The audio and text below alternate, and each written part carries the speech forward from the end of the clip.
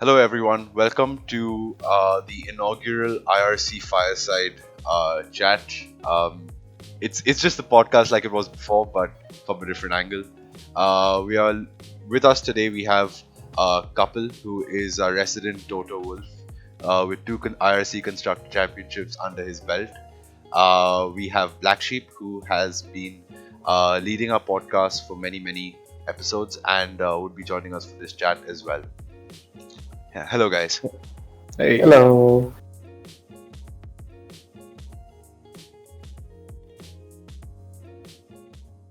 So the topic for today is we want to figure out whether Mercedes' dominance will ever end. I think we all really know the answer to this, but it's our job to take up 30 minutes of your time talking rubbish. So we're just going to do exactly that.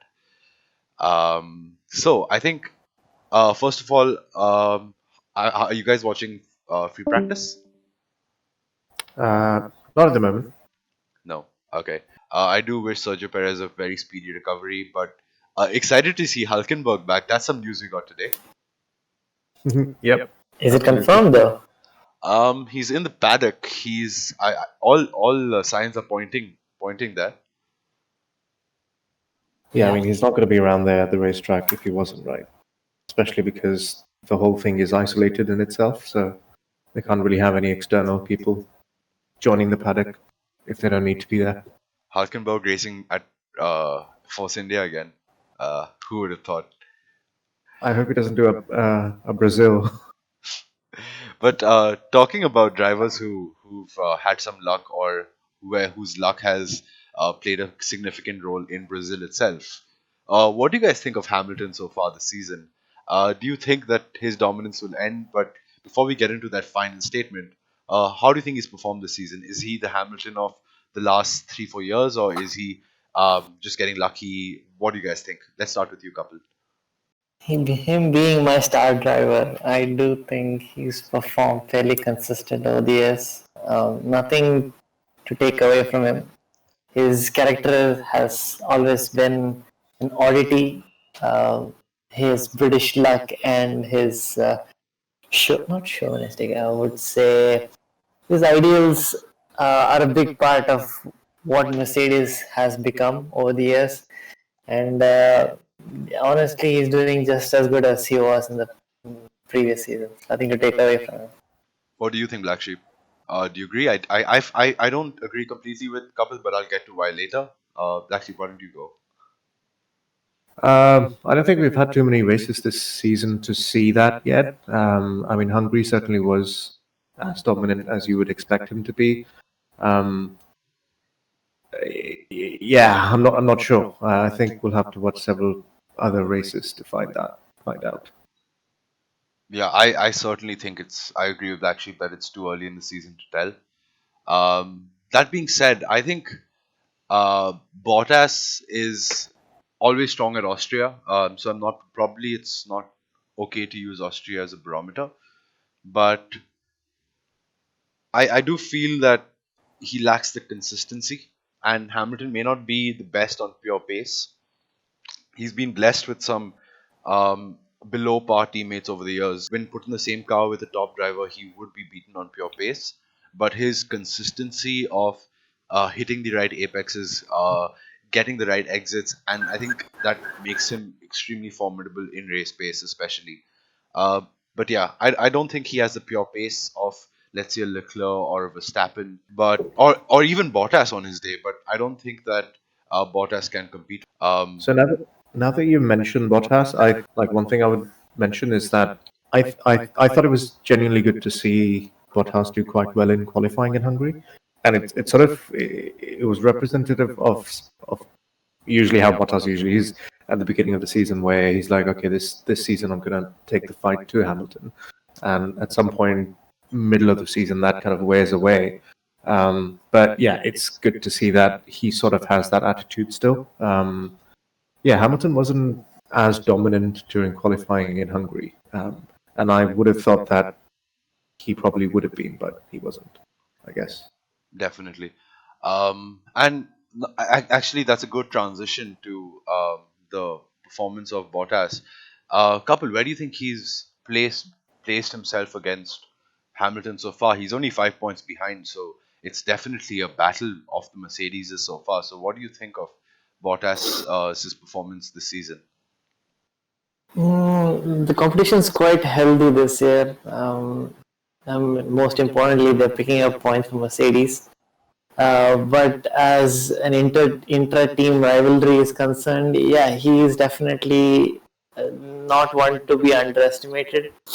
He has shown good consistency this season, but I would still hold my judgment on him because if you can recall to last year, he also had similar good good pace and good consistency in the beginning of the year, but then he just could not keep that up when compared to Hamilton. So I have a feeling that it may be the same story as 2019 this season. Yeah. Okay, let me add something else that I just thought of. So I was watching the last year's British Grand Prix highlights, and it reminded me of the fact that I think Bottas was set to win that race, wasn't it? If Hamilton hadn't had his free pit stop under safety car. Sorry, which race was this? Silverstone. Yep, it was. Isn't that right? So he was leading most of the race up until the safety car came out because of, I think it was Giovinazzi's spin. Yeah, it was. Yeah. So I guess this weekend and the next, I think it'll be good to see if he can replicate that. What I'm trying to say, I guess, indirectly, is that this isn't one of those tracks where, I mean, Lewis is definitely strong here, but we have seen that Bottas can do well here during races, not just qualifying.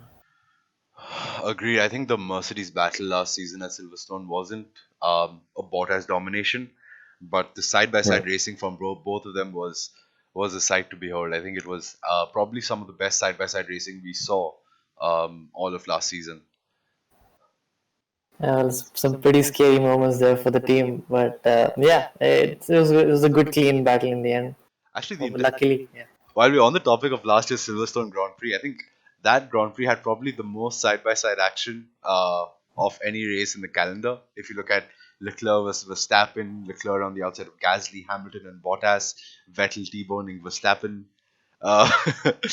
It was I have always thought that that was the best race of the year because I mean people think of Hockenheim and Brazil, but that was usually it's basically an external factor that's making the race more interesting. For example, the the safety car or the rain at Hockenheim. But the British Grand Prix was just great. It was consistent in the great racing that it gave us. And I don't think we had any other race like that throughout the year. Yeah, it's rare that a track in its very nature is in with today's cars is in both enjoyable to drive as and also allows great racing because with dirty air, etc. You know the list, the laundry list Yeah. of problems.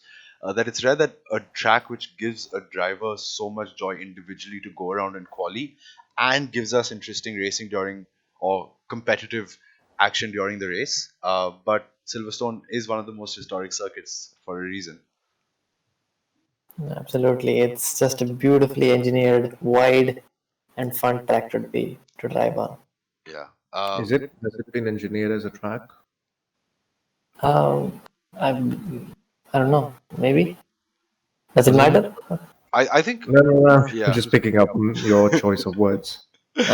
Wasn't it like an airfield, RAF airfield from the World War? Yes. And all Yeah, the but then I'm connecting sure it would have been roads? sculpted at some point.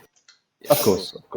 Yes. But apart from, I mean, now that we're talking about Hamilton and Bottas, I think there's one key sort of common fact: the sheer dominance of that Mercedes this season.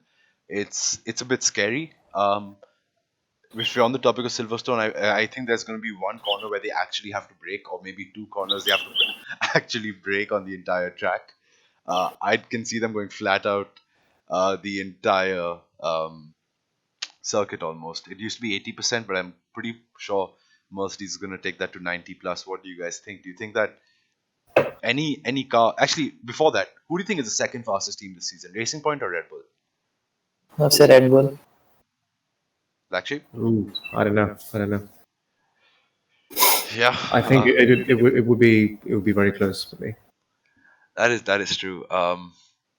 And But I just then, yeah, maybe the car might be faster for Racing Point, but then Red Bull has Max, and he just performs. He just outdrives anything that can get his hands on. yeah, That's like another factor to consider when you yeah. compare the teams. Of course, we do want to talk about Max, and we will be doing so very very soon. But on the topic of Mercedes, is there any? I think it's not just the aero this season, but the engine also pulls like a train. Uh, Toto Wolff evidently was scared out of his wits last season by Ferrari, legal or Okay, not. We're not going to get into that conversation, but sure. um, the car is faultless. It's good in low speed, high speed. It's got a great engine. It doesn't have cooling issues anymore. They had some suspension issues in the first race, but I think they Yeah, solved that coming into the second weekend. Do you see anybody actually competing with Mercedes pace? Of course, not now, but maybe towards the end of the season. I don't think so. Um, I don't think so too, but I'd hope someone does come up to challenge them because Mercedes is just absolutely flawless right now. The car, at least. I mean, yeah, they did have a couple of issues, but then just how the drivers talk about the car, it is effortless. It's balanced. It's like a ballerina. It's just skating through it, not skating through the track. My bad. Just it's a form of pure perfection in on the modern day. In when you compare it to the other cars. I'd have never thought a comparison between a Formula One car and a ballerina would be made. Yeah, thank you for that. Grace, poise. Other when you And were saying perfection. when you mentioned how faultless the Mercedes car is, I was just reminded of the AWS graphics where they give it 7 on 10 or something. Sorry, that just occurred. Well, I think that's not a sign on the car. That's a sign on the drivers. But yeah, that's just me. Or the person who came up with that graphic. I'm a big fan of AWS as a company, so I'm not going to say anything against them. Okay, it's just sponsored by them. It doesn't mean that they've made that graphic, is it? Exactly. Yeah, Yeah. no, I'm just messing around. I'm more of a GT fan anyway. But coming down to the what we were talking about, I think the between Racing Point and Red Bull, whoever is the second fastest, I do not expect um, Red Bull or Racing Point to actually develop their car as much as Red Bull have, because that's something Red Bull have always done incredibly well. They end the season always so much stronger than they go into it. Yep. Um, Yep. their car has a few issues. There's no denying that, and um, primarily I think the rear instability of that car. Do you guys have any more insight into what exactly has gone wrong? Have they failed with the concept? Is it a minor tweak that's required? Do any of you actually know what's going on?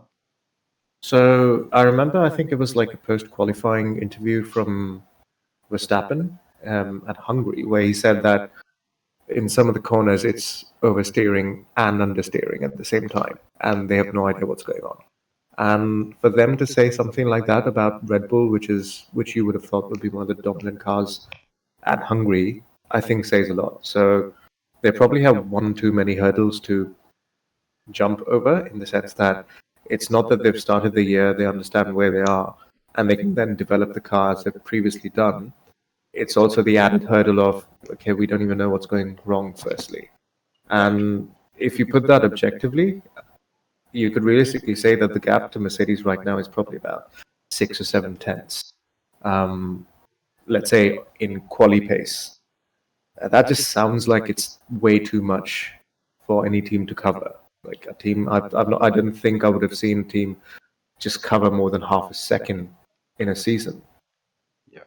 But talking about the driver saying that the cars oversteer into some corners and understeer on the same corner on the next lap, um, that brings a fundamental issue of a driver's confidence in a car and how much they can actually lean on it. And the RB16 has all the Red Bull employees and engineers and leadership have all said the RB16 has a lot of pace, but they haven't Yep. been able to unlock it just yet. Max obviously will underplay their expectations. Red Bull have typically liked being the the underdog. Yeah, damn. Sorry, I've Yeah. liked being the underdog. So I don't You 100% believe mean that. an underbull? A cow. So so I think that if you take about 2 tenths, and that driver confidence can contribute to much more than 2 tenths, but I'm going to leave it down to at least 2 tenths on a lap. Uh, and if they find a few more tenths in development of the car itself, once they improve the car, once the drivers get confidence in their car, you could see them going half a second quicker. You could, but if you think about the fact that they knew of this issue during testing itself, where they were struggling and spinning away in the final sector, and the fact that they're pretty much still where they were, how confident are you that they will be able to address it and then rectify it and then develop it further? And not to mention before Mercedes run away in terms of points. Correct. It's a fair question, but I firmly believe that if any team can do it, normally I would have said the Ferrari of old, given the fact they used to fly back to Maranello in the middle of a race weekend, do the testing, and come back to the track the next day or the next morning. Um, I mean, that was the kind of testing that was allowed back then. That's not allowed now. But the team which processes data, probably as the only team which processes data as well as Mercedes, is Red Bull.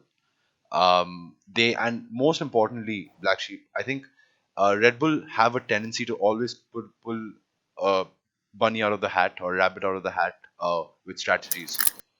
And it always gives the drivers more than a fighting chance. And yeah, so do you think that they can do that in enough races? Do you think that Mercedes, if they do get the win, do you think Red Bull can come back after 3 or 4 races? Because with strategy, with development, I firmly believe they can. I have to. I think it's a little more complicated than that because they could very well find and maybe rectify the issues that they have with the stability of the car currently. But then let's not forget that Mercedes is not simply just sitting and waiting for people to catch up. They're always on the move and trying to improve the car even more, get more performance out of it. Correct. So maybe the gap might reduce, but then it's a completely different game of catching Mercedes and then passing Mercedes.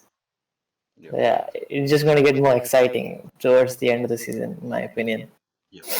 And given that it's a shorter season, definitely it's probably Yeah. going to be difficult. Um, okay, let's take a look slightly longer down the line. I think maybe this season won't be possible. What do you guys understand of the token system of upgrades? Do you think that, given the fact they have a limited set of 2 tokens, I don't really know how much they can upgrade per token or whatever it is, but given the fact that they only have 2 tokens, do you think Red Bull can understand their problems and actually come back in 2021 and compete before the new regulations are in place? Uh, I guess from what I can remember from the token system, there are 3 phases, and there's a lock after a certain period of time. And beyond that point in the season, you can't change those parts. So I'm not sure what the exact list of components are, but yeah, they will have to figure out those issues before that deadline of freezing development on those parts come. What I mean to say is, if they find out or if they don't rectify their problem before that freeze happens, say, I don't know the exact parts and have to research for a bit, Yep. but to say in the first freezing of development, like a part, say a brake tut, for example, is to be frozen, cannot be developed further.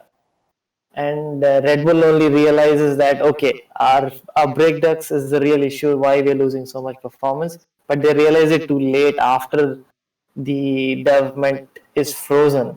Then they're at a serious problem for the rest of the year, Yep. because they may have, I'm not too sure what the exact specification is, they either might have to spend more tokens to fix it, or else they just can't do it altogether. Yeah.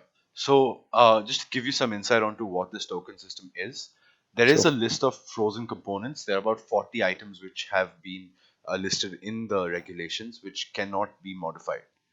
Uh, Okay. these 40 components, you are allowed 2 development tokens.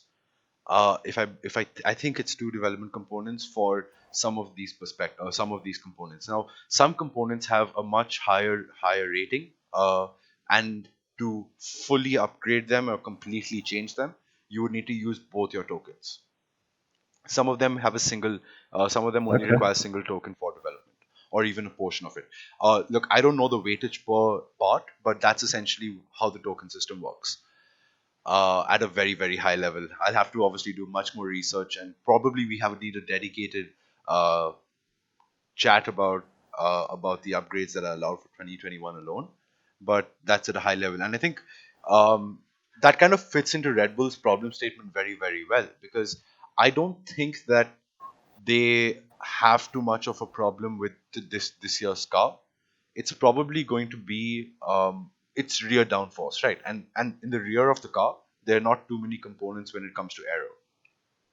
Correct, but it could be a problem. They still haven't figured it out completely. Yeah. There is a small chance, although there are still a lot of components in the rear of the car. We just be one faulty problem, which could cause all this lack of pace. Well, Okay. let me add something extra to the mix. How do you think Red Bull are going to be that bothered with doing that? What makes you Well, say they Because won't? they, okay, so I guess where this is coming from is the regulations are changing in, well, after another season, right? Um, and if they already are saying that this season we're not going to be able to catch Mercedes, that probably states that they will still remain second or third in the championship. So if they're getting the same amount of prize money at the end of the year, irrespective of whether they, put in all this effort to do the development on the car, would they be motivated to? of course they would, because the other teams are still motivated to catch up to Red Bull. If they just stop, the rest of the teams are going to catch up to them. They can't. In this sport, you cannot sit quiet. No, That so is I'm not recipe suggesting for that disaster. they don't address it or they don't do anything whatsoever. But maybe just mentally they're not as focused on it. They're not putting in all the effort. Or I mean, it might be a non-point, but I thought maybe somehow that plays a part somewhere. But fair enough, If if not. if they don't focus on development, what else will they focus on? Fair point. Yeah. Okay. That's fair. Anyway, by the way, Hulkenberg has been Yeah, officially I was announced. just gonna say breaking news. Hulk Racing Point calling it Hulken back. It's innovative. They've always been, Okay. I think, the wittiest team on social media, but never mind. That's a different. That's not important, really. But yeah, but Kapil, you made a point about a little earlier that Max Verstappen as an individual driver can pull out more from the car than, like, can take the car to maybe 150% of its potential. Yes, I do believe that. Yeah. Mm-hmm. Given the fact that he is very good on his tires, he is probably the quickest, if not one of the quickest drivers on the grid today. Some would say he's the quickest. Um, do you think that if not this season, next season, he has the driver deficit on Hamilton to overtake him? Don't quite follow. What do you mean by driver So we, deficit? we all know that the Mercedes is going to be at least a shade faster, but would he be able to overcome those few tenths on Hamilton by personal competency? Uh, I would say he could be better than Bottas, but then Hamilton, in his own sense, overdrives the car. Maybe not overdrives, but is able to get more out of the car than his teammate. So, in many senses, I would say Hamilton and Verstappen are quite similar in their driving performance and what they can bring out for the team. So, I feel like Hamilton being Hamilton could have on in a better car could still eke out that extra bit than Verstappen could on his car. I still feel that it's at best Verstappen, if Red Bull were to close the gap on Mercedes, he could be aiming at a top two, second position if Bottas has a slew of bad runs. But yeah, this is Hamilton is in a league of his own, and unfortunately or fortunately for him, Bottas is the only person who is on equal grounds with him. Yeah. I love how we're only 3 races in, and in this entire conversation we haven't brought up Ferrari at all as Yeah. contention in any way.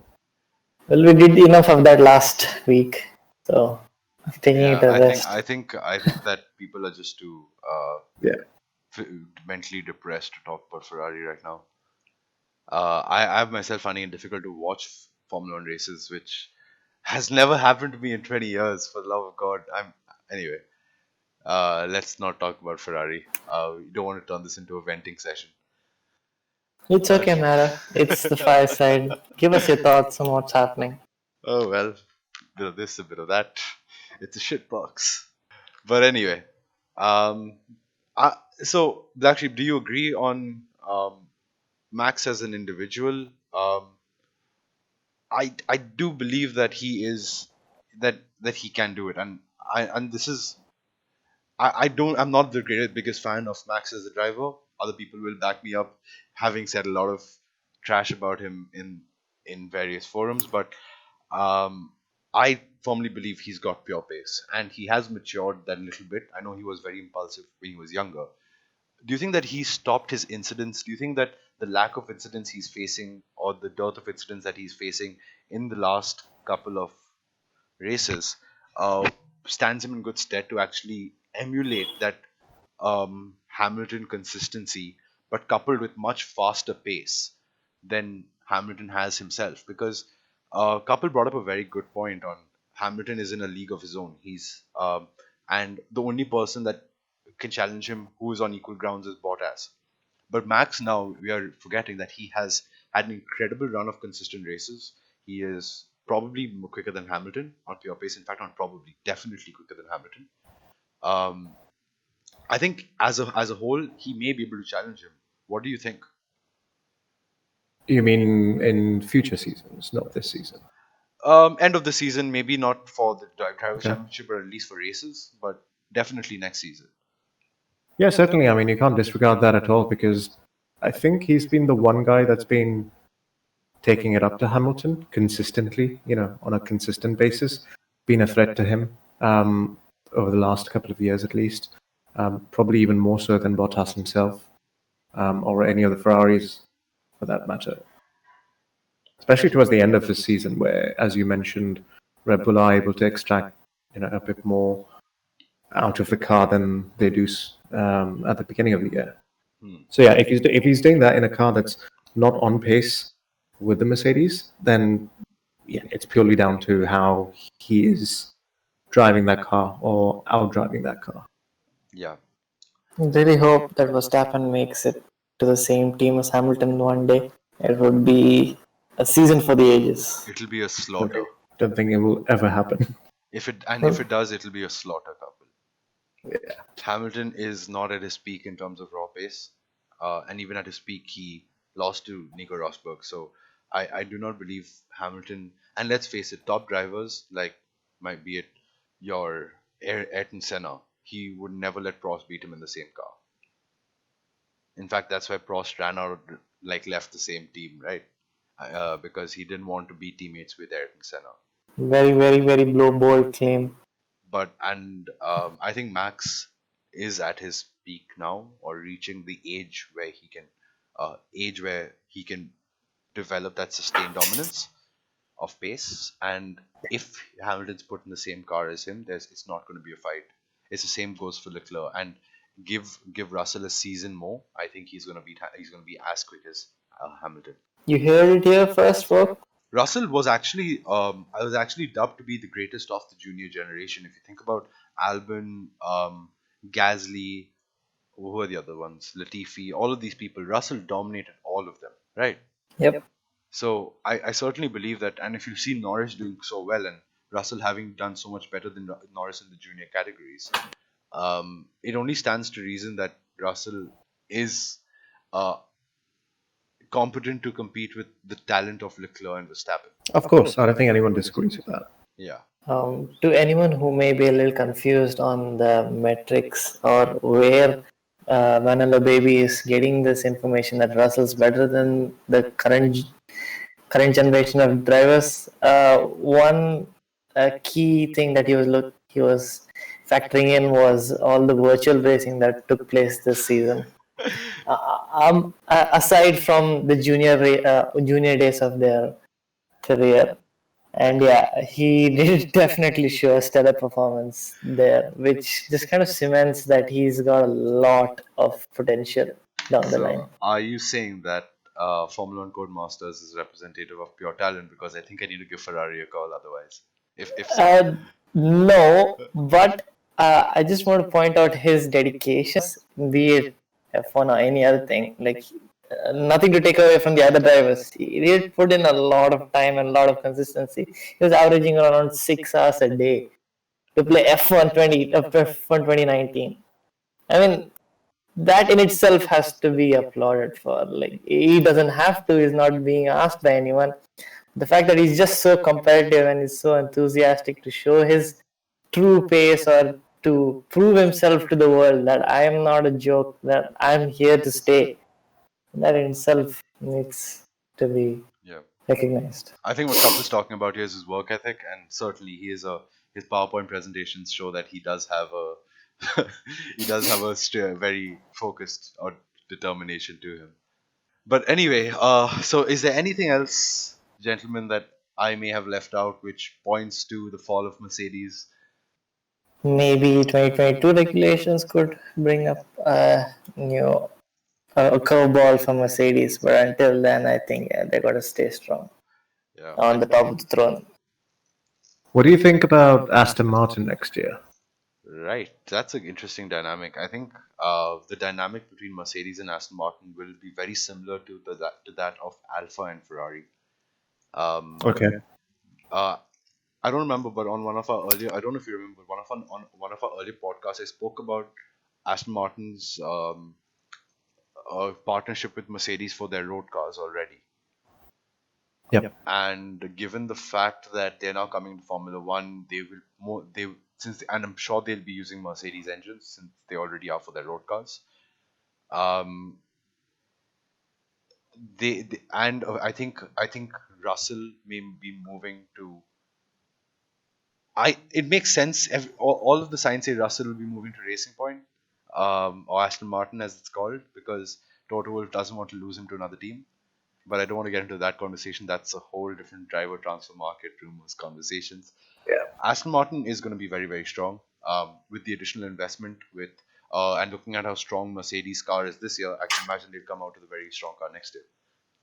But I mean, there's no denying that the current Racing Point car is a blatant copy of the Mercedes chassis.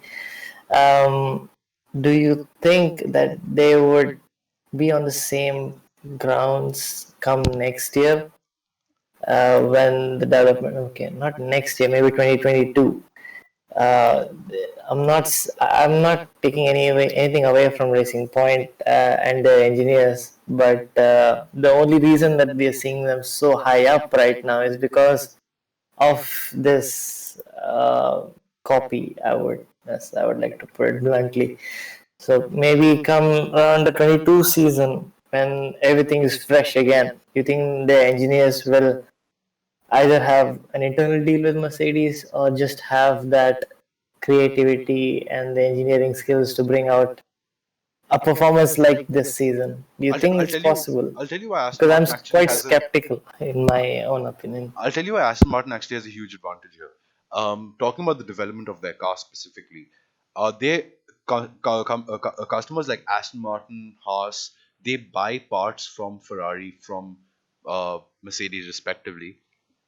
But and because they do so, if Mercedes, let's say, upgrades their suspension or their brake ducts or something like that, they automatically get those parts without having used any of their tokens. Right. Is that so? Is that how it works? Yes, for now it does. That is a loophole in the tokens, which is why Binotto has already brought that to the attention of the FIA, and a few other Red Bull as well. Red Bull and a few other constructors have spoken to the FIA about this. So they potentially, if the protest fails, they potentially can bring out double the upgrades of most providers, which is your Ferraris, your Red Bulls, your Mercedes, who are allowed 2 upgrades. They can actually bring out 4 upgrades because 2 of the upgrades are automatic and not accounted for. Inheritance. Interesting. Yep. Yeah. Okay, I'm going to give my 2 cents about this whole Racing Point thing. And I've felt this for quite a long time when people have just slacked them off for just copying, as if it's like some sort of an easy job they've done. But it's not the fact that they've copied, because what they have done is understood how that car works.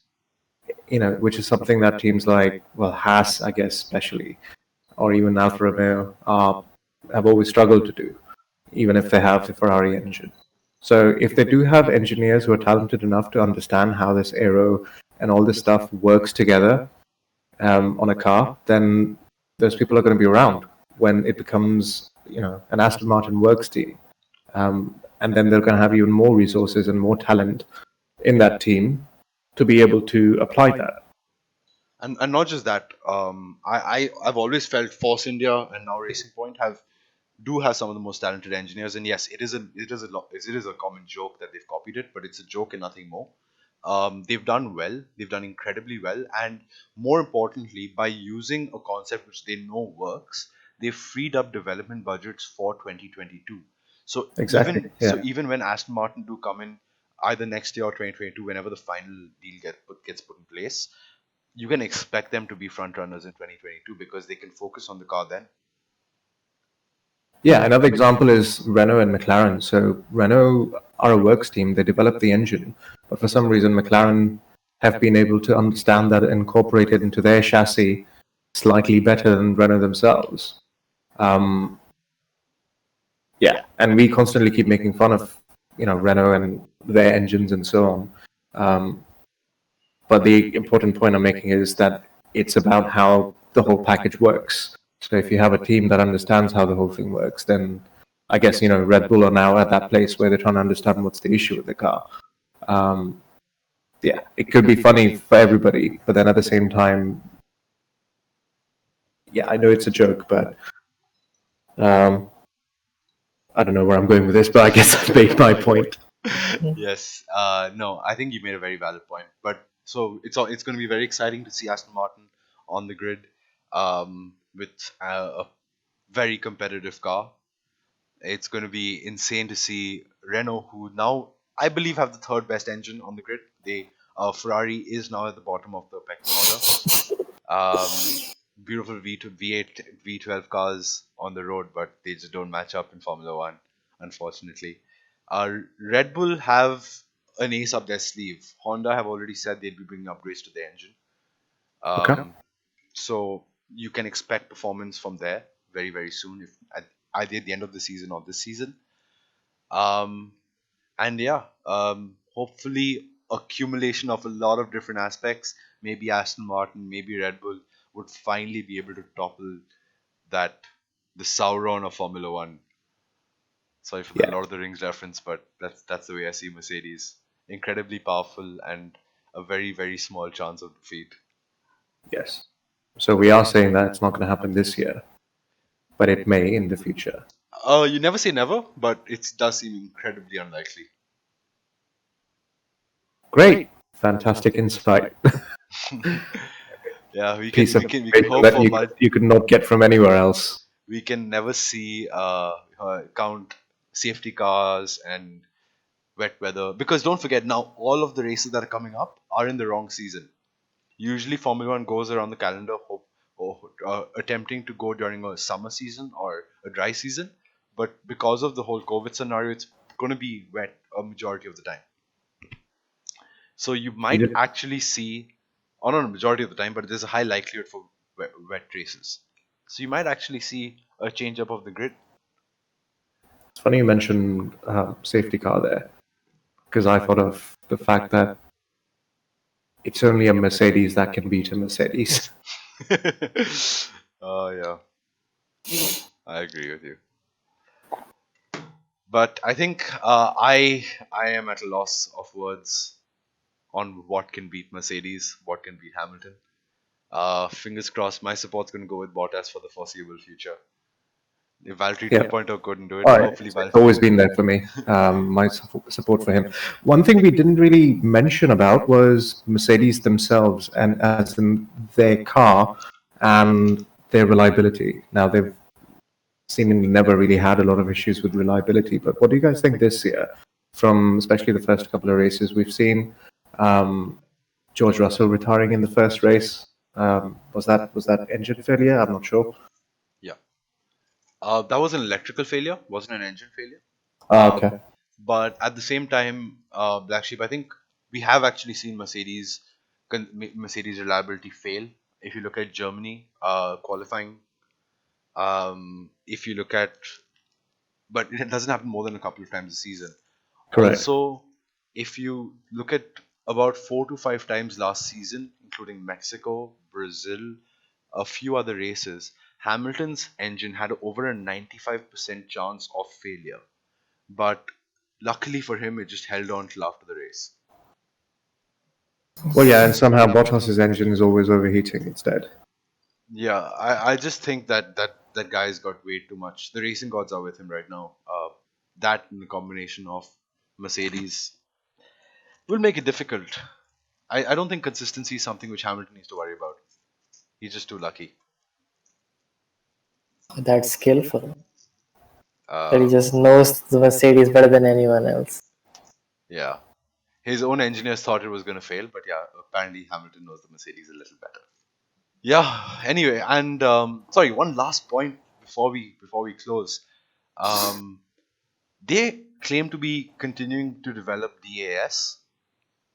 Um, what do you think? Do you feel that it will be made legal for Mercedes, or do you feel that FIA will stick to their ruling?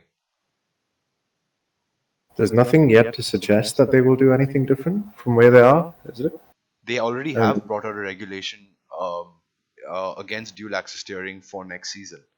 Correct. Yeah. So I don't see that will change in any way. I think I don't know, Mercedes. maybe they might have found another loophole to exploit Yeah. to and they just call it something else instead. Either No, but way, then it can literally not be DAS anymore because it can't be a dual axis. You can only have one side-to-side movement on the steering. If that's the ruling, then it's physically not possible for them to do anything else, right? Yes, and probably no, because they could maybe still have the same functionality from a different mode or a different way of uh, causing that movement or action. Yeah, yeah, I agree with that. I agree with that bit. Correct. Yes. yeah, I think that's what they actually mean by continuing development in that area. yeah. I think there's Just some 15 degrees of change allowed. As a result of camber and toe, your current setting, the ride height will change when you turn your wheel. For example, even if you turn your wheel on a single axis steering, the ride height of the car does change slightly. So I think they're exploring that concept to within the allowed 15-degree uh, amount for DAS. But yeah, it'll be interesting to see FIA legalize any advancement on DAS. I don't think, but let's see. Only time will tell. Cool. Great. I think we've covered most areas that we intended to. Yes. So guys, you heard it here first. Hamilton 2020 champion, but we will be supporting Wait, Bottas. weren't we saying throughout that? Yeah, maybe Bottas would, Yeah, but you've gone out with the verdict straight away. that's Doesn't fine. really instill a lot of confidence in your support for Bottas, then. I for am Bottas. For me, Bottas is a hope. He's not a certainty. Ah, I see. Okay. Bottas 2.0 couldn't do it. Hopefully, Bottas 3.0 can. New wife, I think. New girlfriend. New performance. What do you guys think? Don't. Relevant Formula One conversations right here, New people. performance. I'm not sure if that was a euphemism that you tried, but okay. New energy, huh? Okay. EQ power. Anyway, I think we've come to an end. I think. Yes, I think that's a good place to just stop talking about Formula One. Yep. Yeah. Take care, everyone, and stay safe.